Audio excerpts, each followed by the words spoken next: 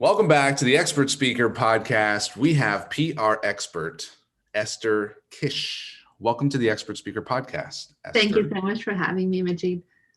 We're talking today about PR, how to get yourself in the news and build your credibility, build your brand, build your influence, attract more clients, build trust more quickly.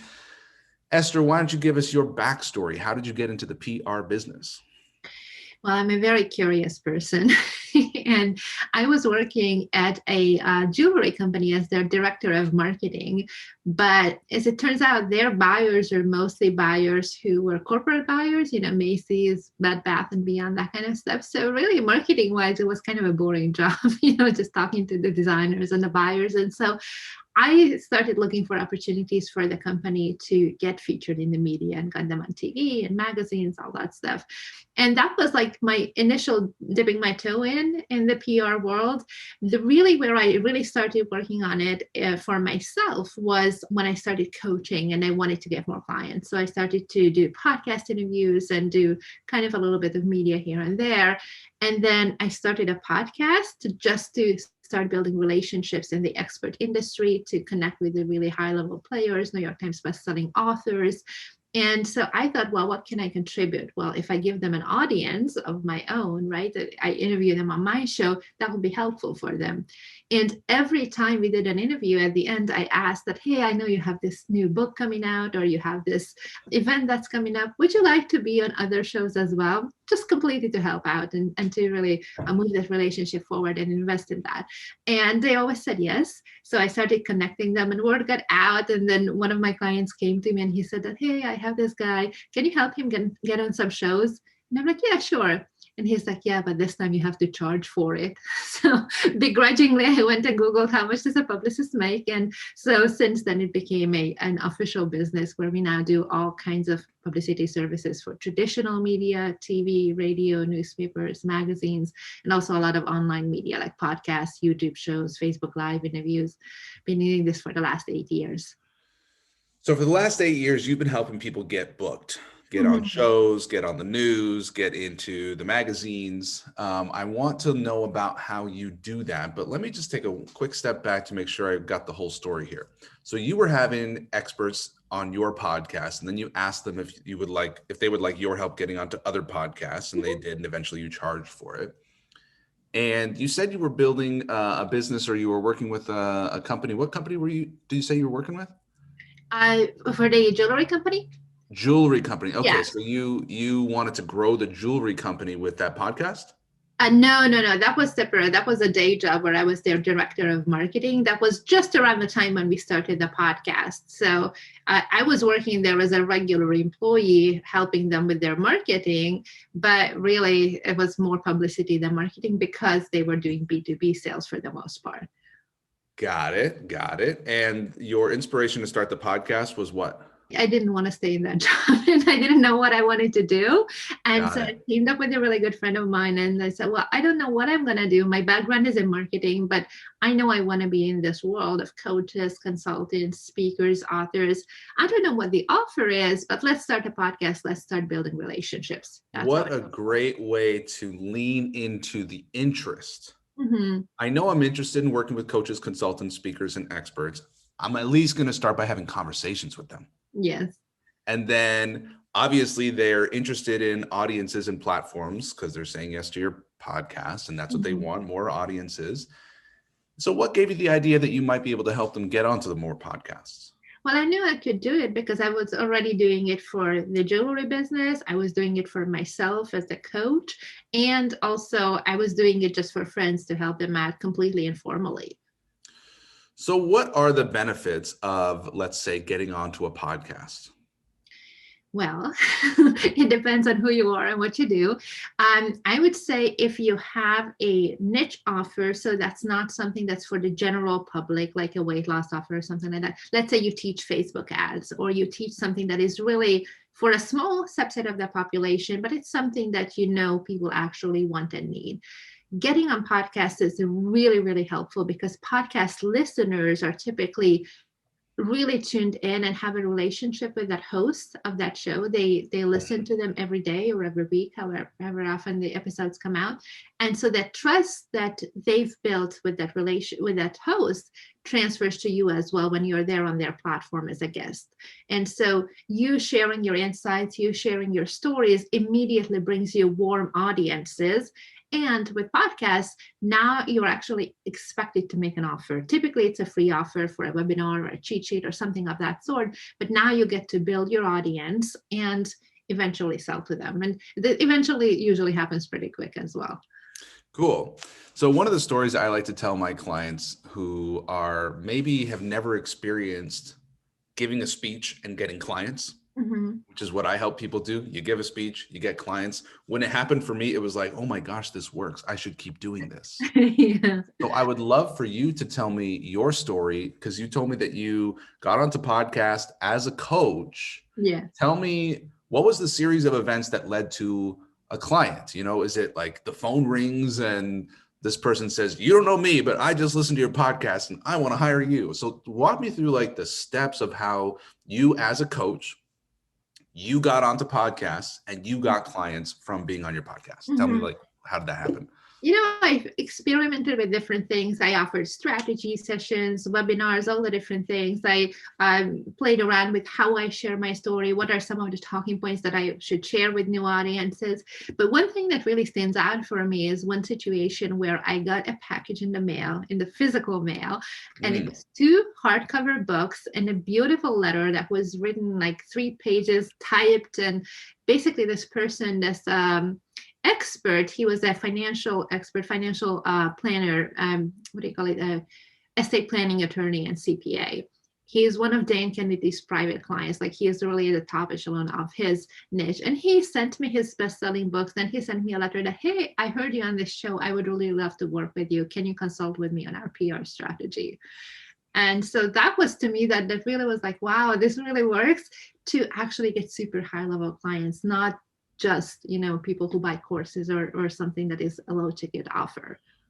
Gotcha. So high ticket, high profile client is seeking you out, sending you a package in the mail because they heard your podcast. Now, at the time you were coaching people on PR, that was your offer. That was part of what I was doing. So originally I started with marketing coaching because that's where my background is, but over time it evolved into helping people with their publicity strategies. Got it. Okay. So there's going to be some people who are listening who are going to say, okay, I want to do PR. I want to get publicity. I want to get podcasts. I want to get into newspapers. I want to be able to put Fox and ABC and NBC and CBS on my website so people can trust me, but I'm not going to hire someone. I'm going to do it myself.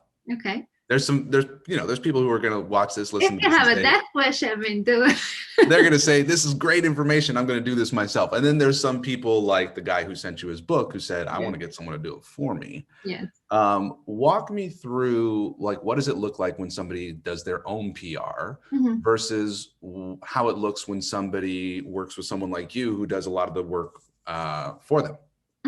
So fundamentally, I would say, let's look at where you are in your business right now. Where is your zone of genius? Where is your time best spent? And what can you do to actually get the ball rolling real quickly on the PR side? So as an example, if you're newer in business, maybe you're just starting to speak, you're still working your way up to that 6-figure level, it might be very well worth your while to put the time in. That's what I did in the beginning, to seek out those contacts, start getting those bookings on these different media outlets, because it will help you actually get more speaking gigs as well when you have those big brand name logos on your website and you have the clips, right, the TV clips that you can create a speaker reel with. If you are more established, if you have a high 6-figure, 7-figure business, most probably would be better off having this part of your strategy outsourced and have someone like myself or someone who you want to work with to do the PR for you, because now your time is more valuable. It's proven that you're better off actually working with your patients, with your clients, etc.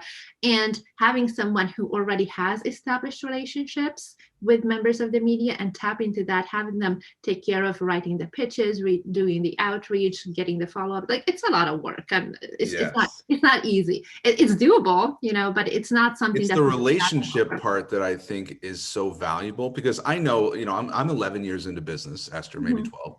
And I have a few relationships with the media that I've had over time that I can pick up the phone and get on TV relatively easily, but it took me years to build those relationships. That's right. And I'm guessing you have decade-long relationships with people who, you can really accelerate that path to that platform. Yes, and the other thing too is that a lot of people don't realize is how transient the world of media is. People who were working as a journalist or an editor at one publication yesterday, now they're at another one, or they're out of a job, or they're moving up, and now they're an executive producer. They're not dealing with that kind of segment or whatever. There's just a lot of movement, and if you don't keep in touch, if you're not staying on top of it, even though you had an old friend who used to work at this publication 10 years ago, it's not necessarily the same thing where they can just place you right away.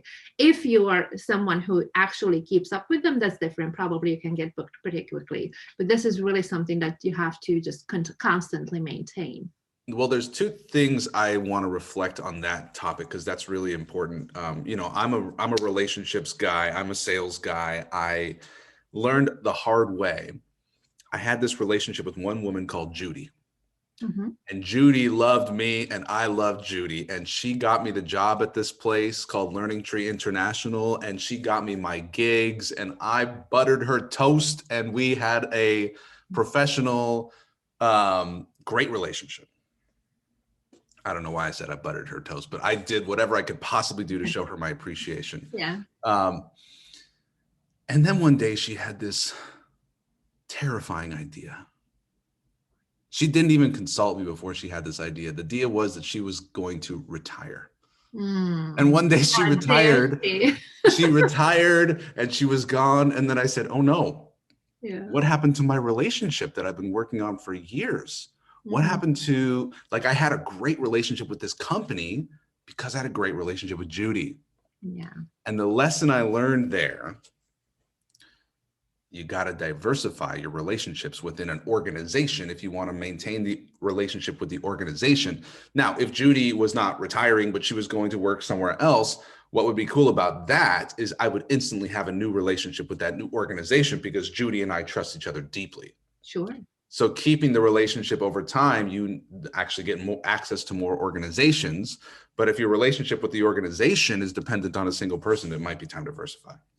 Definitely. Yeah. And it's like, with any relationship outside of any publicity campaigns, if you think about it, you don't want to have just the one friend who you always rely on. Not saying that you did that, but there can't be just the one person who you come with every single issue and every single thing that you need help with, right? There has to be kind of a balance of some people you go to the gym with or to yoga with. Some people are great for going out, clubbing, whatever, like different things. And then also on the help side, when you actually require their help, there are different people with different capacities. There are different seasons in their lives, right? If somebody is going through something really serious health-wise, they may not be as available to you, right? As an example, or they have a family issue or whatever. So you got to have other friends who you can connect with. And it's the same in business as well. With your business relationships, you got to have multiple connections. Now, we've maintained our connection, you and I, since 2016. And while it was loose for most of that time, you've been very good at keeping in touch. Yeah. I think that's a great skill. Okay, I want to drill into some tactics. So our listeners are wanting to get invited to speak. They're wanting to build their credibility in their brand. Now, let's say they manage to get an interview or a publication on some sort of platform. Maybe it has a very widespread reach, or maybe it doesn't. I believe once I have a piece of PR, it's my job to market the PR. Yes. But tell me, what do we do to go from, well, let's do this in a two-part question. One is, how do we get the gig? Whether that's an article or an interview or whatever. And then step two is, how do we use the gig to get speaking engagements and sales? I love it because most people miss the second part completely. So yeah, that's really good. Okay, so the first part, how do we get the gig? Well, number one, you got to think about what kind of media do you want to go after? What is your goal? If you really want the credibility and you've never had any kind of publicity before, you would probably want to have something like an ABC, NBC, local TV, for example. This is something that if you've never done any TV, you're not going to get on national TV right off the bat. So how do you get on local TV? Okay, you want to tie your expertise or what you do or your skill set into something that's trending that the media is already talking about and connect the two together. So for example, an upcoming holiday, an event that's happening locally in town, something that's trending in the media, like let's just say, for example, you're an attorney and you have expertise around some kind of a legal issue that's in the political news. You can comment on that, right? Or it's something like there's celebrity news that you can tie into. It can be that kind of gossipy-ish. If you want to make it more towards what you sell, you got to be careful a little bit with mainstream media. They're not going to send the TV audience to your webinar landing page, right? So you got to be mindful of that. It's a softer pitch, if you will, on TV or in mainstream media, where it's more about helpful hints and how can I take my skill set and tie it into something that they're already interested in. Does that So make when sense? you say they're not going to send the viewing audience to the landing page, Right. would it be inappropriate to say, and if you want to get my book, you can download it for free right now at expertspeakerbook.com? Yes, that would be very inappropriate. Really? It's okay. But if you have a physical book, like let's just say you have a physical book, you would actually send it most probably ahead of time to the producers, because that's part of your pitch, that you're an author. It's actually helping you with establishing credibility to even get the gig in the first place. It's not a requirement, but it certainly can help. Now, so I'm imagining a physical book in the mail. Mm-hmm. Of course, you could do a PDF and a download, but it's not quite as maybe less impressive. I don't know. My question for you is, do you also send PR and articles ahead in the mail in a package? And does it matter if it's like printed on a glossy magazine versus a blog post? Are you printing it out? Are you sending a blog post with links in an email? To sending it meaning to a TV producer? Yeah. Typically, you don't need to. I would use things like that when you're doing the follow-up. So you would pitch initially with the idea why you think it's a good idea to be on that show, and try to create the pitch where you basically create the segment on paper so that they can really see it in their mind's eye. You give it to them in a silver platter that, hey, this is my expertise, this is my credibility, this is why it's important. Here's this publication, like let's say the LA Times created an article where they're referring to some kind of research. New study found that 90% of people are not even aware that they're having this health issue, as an example, right? If you're a doctor, you can comment on that. So now you want to take that article, link that in your pitch, that this is why it's timely, this is why it's important right now. I'm a doctor, I've been doing this for 20 years. Here are a couple of things that your audience should know to prevent this kind of health issue happening to them. Right? So now you made it very tangible. They know what the talking points are going to be, or what you're offering anyway, and then you can negotiate when they come back to you with what specifically you are going to be talking about.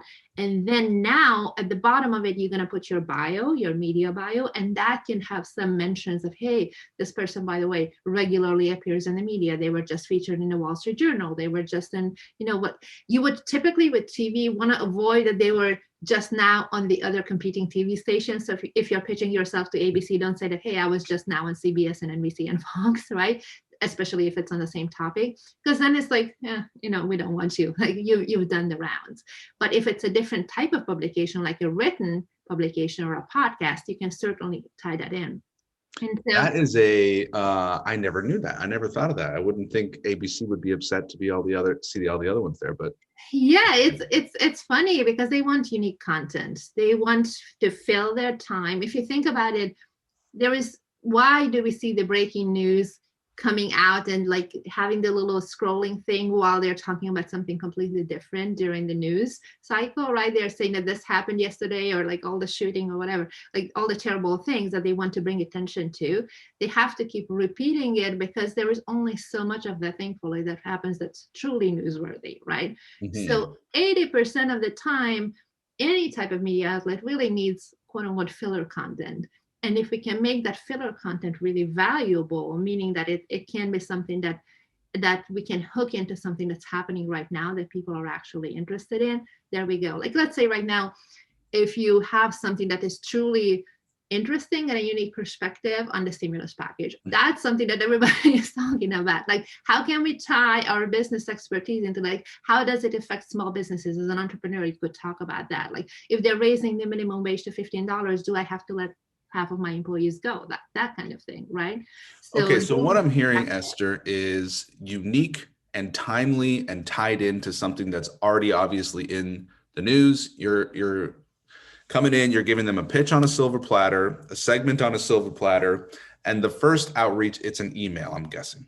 Most of the time it's an email, and then you follow up with either further emails or with phone calls, depending on your relationship with that producer or whether or not you've heard back. And this is where you would bring in your other media that you were just asking about it earlier, right? So if you were featured on that subject in Forbes or on a podcast or in a YouTube interview, whatever, now when you follow up, let's say it's been 3 days, 4 days, you haven't heard back anything since the initial pitch, instead of saying that, hey, did you get my email? Hey, what do you think? Like, that's a stupid follow-up, right? You want to follow up showing that there is demand for your expertise and for your topic, but showing it in a way that it doesn't make them feel like, well, everybody else already covered this. So particularly don't show other TV stations when you're pitching this one TV station.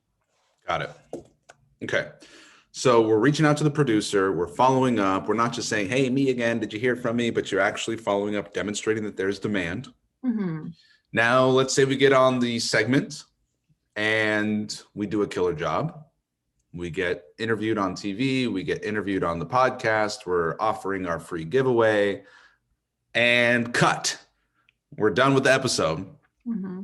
What do we do now that we have this recording? We dig it away in the backyard and never think of it again. That's what most people do. Now, what you want to do is share it for sure ahead of time, during the time, and after the time of the interview. Meaning, if you know that, for example, tomorrow morning, 8 a.m., you're going to be on this particular station, radio or TV or anything that goes live, right? It could be a Facebook Live interview or a YouTube Live. You share that ahead of time on your social media, you email it out to your list, you tell your friends, you tell your family, you tell all of your JV partners who you're generally close with, who might be interested, so that you generate actual viewership for that live segment. Once it's live, well, while you're there, I should say, you're taking perhaps pictures, right? Backstage, like, hey, I'm in the green room, so excited to be here, about to go and do the interview, that kind of thing. And you can use that again on all of your social media marketing and later in your paid marketing as well as content that was basically produced for you. And then once the interview is published, now you can share the interview as a whole multiple times. Because remember, unless somebody's a diehard fan, they're not going to come to your Facebook profile every day to see if you posted something, or your Instagram profile or wherever. They're just going to see whatever the algorithm allows to show in their newsfeed, which is going to be maybe like 3 to 4% of your audience, right? If you have 100 friends on Facebook, 3 of them are going to see it, right? Okay. So you want to share it multiple times, and you can share the whole thing as one, like, hey, it was so cool to be interviewed on this show. I really enjoyed talking with so-and-so. You tag them so that their audience see it as well, right? And then once that's done, you would take little segments of it and then share it over and over and over again. And that's just the organic side. Now we want to think about what can we do on the paid side? What can we do on the evergreen side? So if you're, for example, running Facebook retargeting ads, well, let's take this Forbes article. Let's take this TV clip, run it as a video views ad, because that way you're putting it in front of people who already went to your website. They're on the cusp of buying, but they haven't bought yet. And now you're being very strategic. In their mind, it's like, oh, I saw this guy on TV. I read this article. This is so cool, right? You're building trust so much faster. It shortens the sales cycle, and it drops your client acquisition cost by as much as 90%. And I've seen this work for everything from free plus shipping offers all the way up to 6-figure agency offers, where just because there is that trust, that brand recognition of someone else trusting you with their audience, now you're putting it in front of them, and you're paying money to put it in front of them through the advertising. Now it's on steroids, and it works for you for a very long time, for years and years. Yeah. I was on the phone with a coach who was telling me about the work that her husband does, who's also a coach. And I was kind of listening, kind of not listening. And she's talking about his work. And then she said he was on the Joe Rogan podcast. Mm-hmm. And I was like, whoa, this is important now. I can go listen and I can go watch how he is. What I love about Joe Rogan, it's like just usually two bros just like Yeah. being casual. And so I got, get to experience and hear the message. And because I trust Joe Rogan so much, I'm basically ready to hire this guy before I even heard anything from him, Mm-hmm. So it's very powerful. Now, the word Joe Rogan might mean nothing to a lot of people. And, so I guess the platform is important. A lot of my clients are functional medicine doctors. Mm-hmm.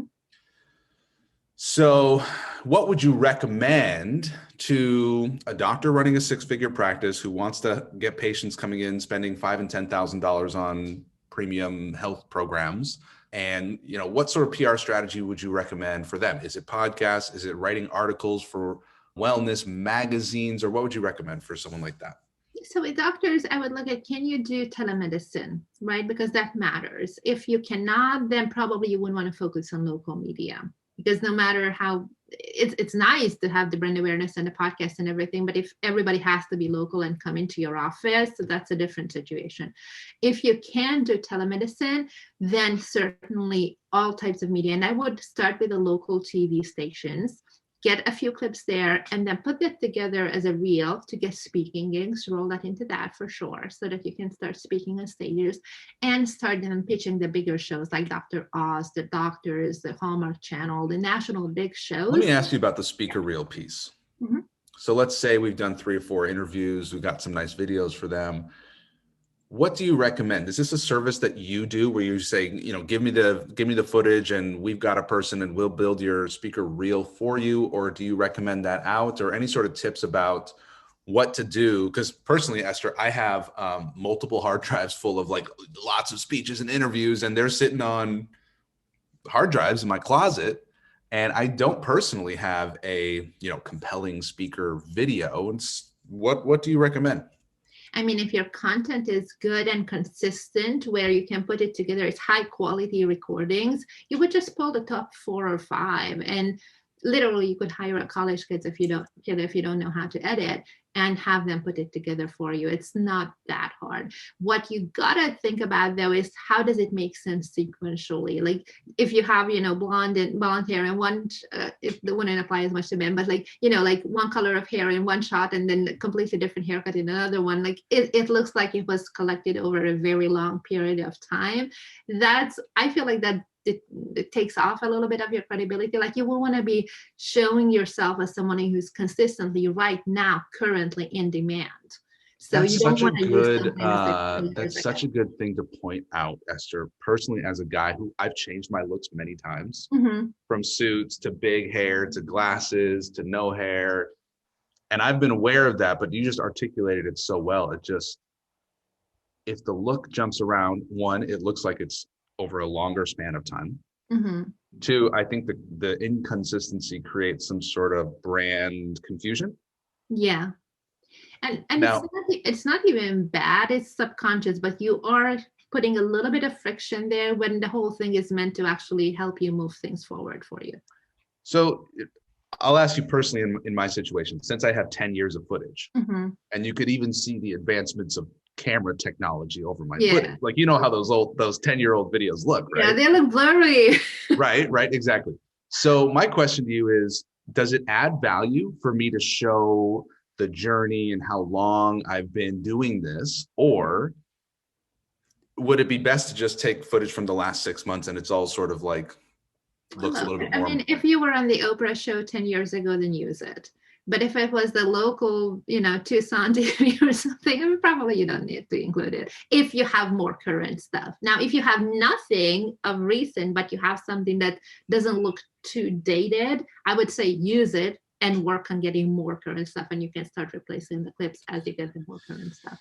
Gotcha. Cool. I had this idea, Esther, that if I showed quick cuts to 100 different speeches, with the suits and the glasses and the hair and everything, it would just show the, I don't know, depth, variety, history. But I suppose that's not really the value. If I think about who's watching this video, the conversation that we're in, who's watching the video, is perhaps a TV producer considering, do we bring this guy on our show?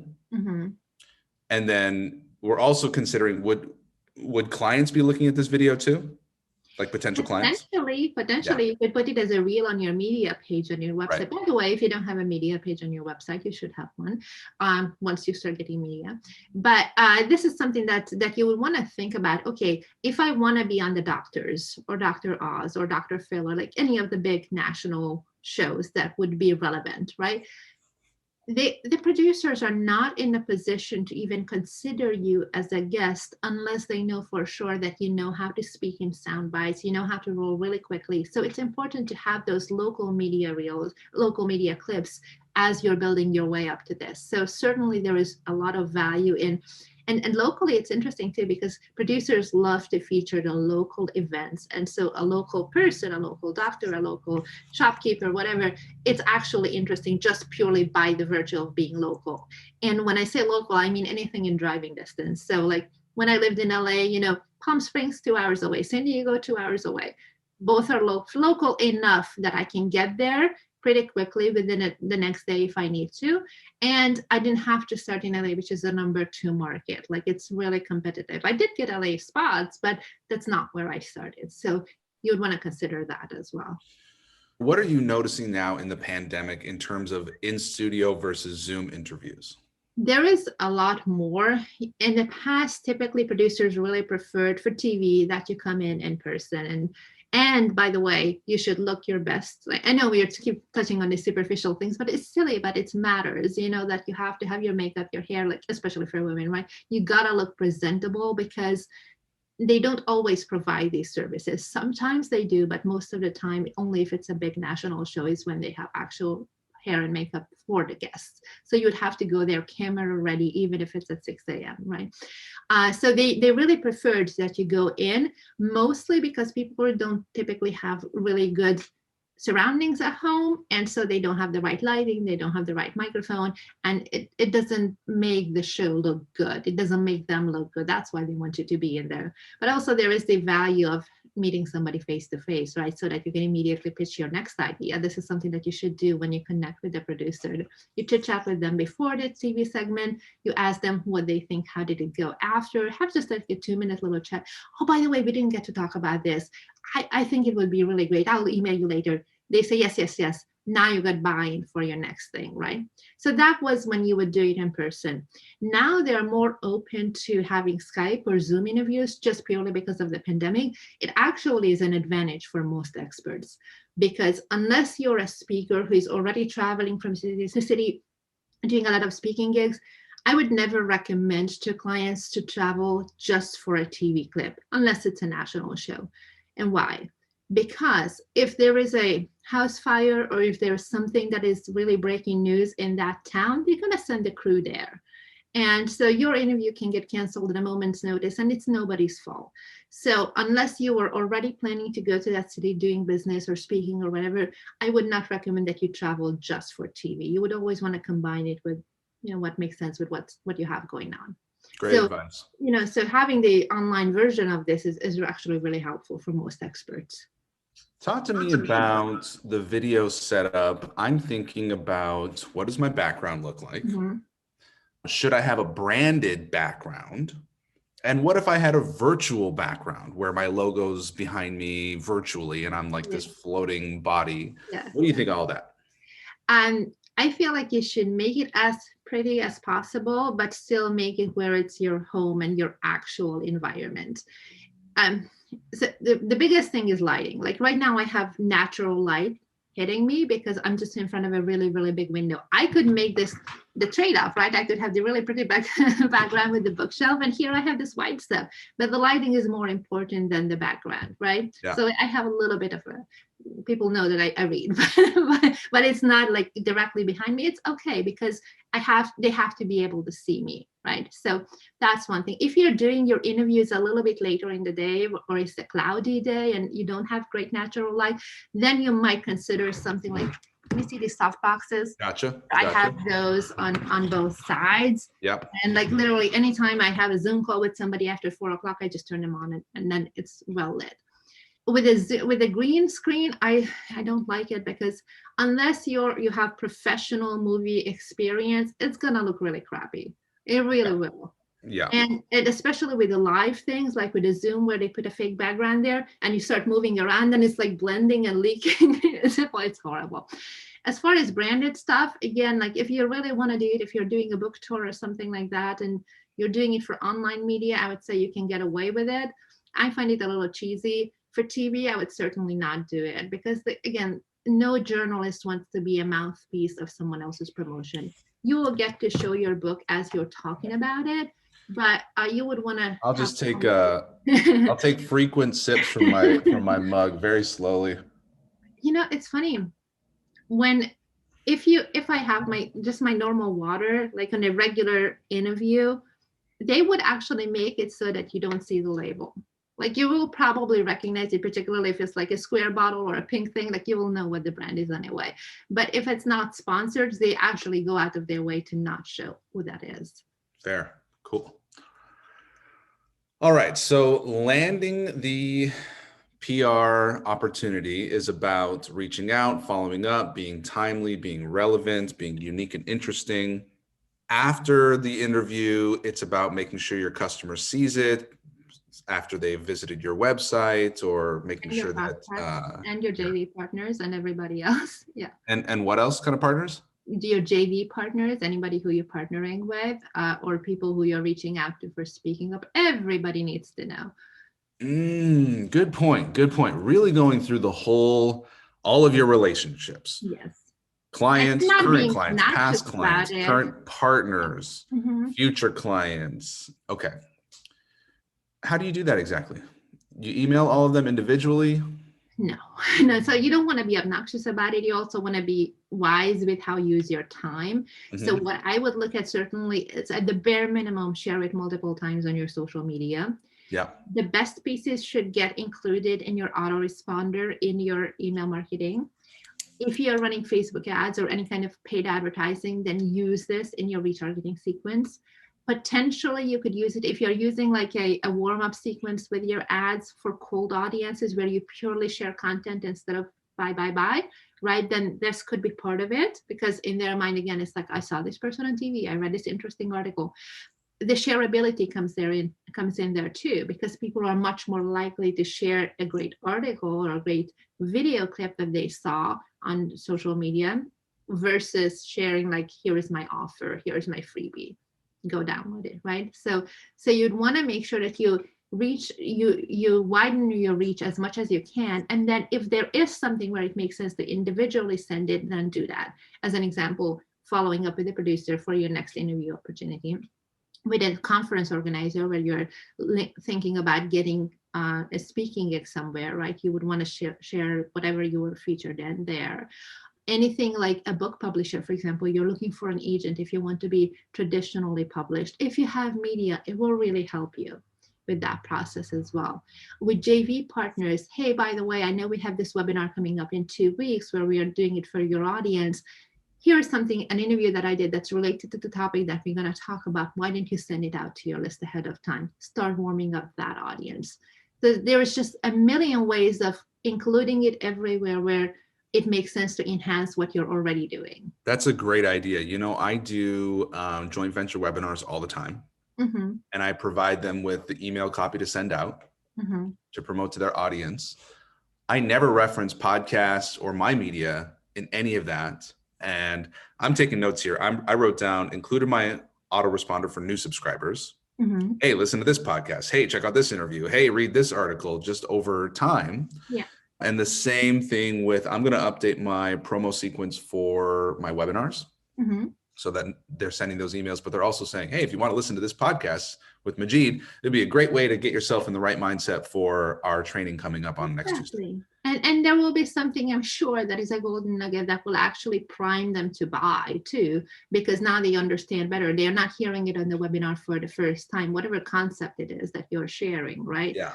Like, I don't know exactly like what you teach with the speaking is, but let's say it's the five page or 5 paragraph essay format, right? Everybody kind of knows that from high school. They remember it, introduction, tell them what you're going to tell them, the three talking, tell them what you told them. If they hear you say that on a podcast interview, and then they hear you say that again on the webinar, oh yeah, there is a familiarity. Funny enough how psychology works, when we are familiar with something, it feels true. So therefore, when you're making an offer, it's like, oh, I know this guy is speaking the truth. He's trustworthy. It will help with your conversions. When we are familiar with something, it feels true. Yeah. That's good. Yeah. That feels true. All right, cool. So but you have to use it responsibly. I should add a disclaimer there. I kind of skipped this part in the middle because I didn't know if we would have time for it, but we've got about 5 more minutes, Esther, and I want to ask you. So I asked you how to land the opportunity, the PR opportunity. I asked you how to convert the PR opportunity into sales and marketing, but I didn't really ask you, what do you actually say when you're on TV, when you're on a podcast? You sort of mentioned, don't say, go to my website now and download my lead magnet right now, which is actually kind of what I would feel like it feels natural to me, is like make a direct and specific call to action. Because you've been tell me, what are some of the there. things that I should say and shouldn't say, with the goal of building my brand and attracting more clients? Okay, so it would depend on what type of media we are talking about. This is actually something that I do with my clients before we get started with their whole pitching process, is building their intentional media message content. I have a whole process of like 2 hours of drilling them with questions, because we need to know what are some of those key talking points that new audiences who've never heard about you before, what are some of those things that they need to hear and believe in order to want to take the next step with you. And we really drill down into the psychology of this. Like, as an example, if you're teaching about autoimmune disease, right? Like, that's your expertise. Well, you can talk about some of the things that are on the surface, like how do you treat it? Like, what are some of the symptoms? But like, really, how does that impact that person? Maybe their social life is really terrible because of it. They're self-conscious. They don't have the physical energy to be out and about. They maybe are single and not willingly, like things like that. And dig into that, like, how does that impact your confidence, your feeling of self-worth, like all of those things, and not being overt about it necessarily, but bringing it into the stories of how you were able to help your patients, how you were able to help your clients, yourself, your own transformation. So really thinking through what are some of those things that people need to hear over and over again each time new audiences need to hear from you. That's number one. Number two, how can I package it in a way that makes sense for the media format that we are going after? So for example, if you're on TV for 2 minutes, that 2 minutes is going to include also the reporter's time of asking you questions, right? So you got to be really succinct and share your talking points very briefly, but very punchy, right? It's very different than being in an hour on a podcast, where you have time to talk about your story, your expertise, blah, blah, blah, like all the different things. And you have a lot of room to go more into detail. And also, by the way, that's kind of the trap of it. If you're not prepared, you just might have a really good conversation and have a great time, but not see results, because you were not thinking about what do those people need to hear and believe in order to want to take the next step with you. So number one is like what are the talking points? Number two is, how do I present it so that it fits the media format? And number three, what is a golden nugget, something unique that is only for that media outlet that I have not shared anywhere else? And this is where it differs big time from speaking, because with interviews, of course, we understand that we are conversational. We're not talking to an audience for a half an hour, an hour. We are actually having a conversation. But also, if you think about it, with speaking, it's unlikely that a person in the audience will follow you from city to city to city, right? So they are not necessarily aware that you're doing the same presentation. They might know it intellectually, but it doesn't feel like that. With interviews, if they heard you on a podcast, they're going to download the next podcast and the next one and the next one, read the next article, watch the next video. And so if you can do something that's unique for just that media outlet, and it doesn't have to be a groundbreaking something, but like a different example, a different way of explaining it. Oh, this just happened to me yesterday. Oh, I saw this with my patient last week. Like things of that nature, or telling a story that maybe you haven't shared before. Like you asked me earlier about my story of how did I know that it really works, right? I shared my story of having the package in the mail and having the New York Times bestselling author and all that. So thinking about how can I make it so that people feel like they're always learning something new from you, because that's where they start to really, really trust you. And that comes from having something unique for that show only. Wow. Amazing. Okay. Let me repeat this back to you. So first we take an inventory. What does every audience need to hear about me to really understand my story? And make sure we say that every time we're on any interview, because let's not assume that someone's heard us before. Yeah. 2, get those brief, punchy talk points dialed in and ready to fire. 3, have a golden nugget just for this show, just for this audience. And I was thinking to myself, if I was on a show, on a podcast, and I wanted to really emphasize the fact that this is a golden nugget just for your audience, I would probably say, you know what, I'll tell you a story. I never told this before. Exactly. Yeah. Or this just happened to be last week, and this is the first time I'm telling anybody. Mm-hmm. Just to kind of underscore that I love that unique value that you're bringing to the interview. And the third one is to be aware that while your performance may be canned and exactly the same, your interviews should be different, because people will follow you from interview to interview, and you want them to feel like, wow, I love interviews from this person because I'm always learning something new. Mm-hmm. As opposed to, oh, there is this person again going again, they're on their soapbox, right? Because that's psychologically what you feel if it's always the same few points and nothing else. Good stuff. Not only giving yourself like you can't quite point it out unless you're aware of this strategy. You don't know why that person is so compelling necessarily, but when they don't do it, then you see it. Well, that this person is getting really old really quick. Yeah, I've had that feeling from many speakers before. Mm-hmm. Cool. All right. So we have the before, we have the during, we have the after, we have the social media strategy: share before, share during, share after. Start local, get your 3, 4, 5 things under your belt, build a speaker reel video that you can then use to pitch bigger platforms. That would be for TV. You don't necessarily have to do it with other types of media, but certainly with TV, you don't want to start with a national if you want to use your time wisely. You know, Esther, I bet you have some really impressive looking kits, media kits, speaker kits. When you take one of your clients and you put all this stuff together, is it important that it looks like a beautifully designed PDF, that it looks so polished, or can it be kind of like hodgepodge on a Google Doc? Well, I wouldn't do a hodgepodge, but I would recommend that you at least have it all in one place, preferably somewhere where it's accessible to everyone easily, like a media page on your website. And then certainly you can put together a PDF for a one sheet. I know that for speakers, it's really effective, particularly if you're in the corporate speaking world, they just want to get your one sheet. With podcasts, I am against it because I know a lot of podcasters who absolutely hate it, because it feels impersonal. You know, when you're just like, here's my attachment, go read it, and now it's your job to see. Like you're making them do their research instead of having a very short email that's actually customizing why I love your show. This is the episode that resonated with me because you're giving a compliment, not just for compliment's sake, but truly because you like their stuff. And then here's something that I thought would be valuable for your audience. And then here are my bullet points of what I think we should talk about. What do you think? Right? So here I just gave you how to pitch a podcast without having that media kit. But then if you don't hear back, you certainly can follow up later with content from your media kit. Again, I would not recommend attaching it because I just did not see a really good response on that so far. Got it. So personalized, customized email that says, podcast. Yeah. This is why I like your show. This is what I think we could talk about. This is something I think why your audience would like it. So a personalized, customized, thoughtful, direct email to get on a podcast. By the way, like the bulk of it can be the same as you're sending to most people in the same niche. It just makes sense if your expertise is your expertise, but something in the introduction should be unique to build a relationship with the person. Got it. Cool.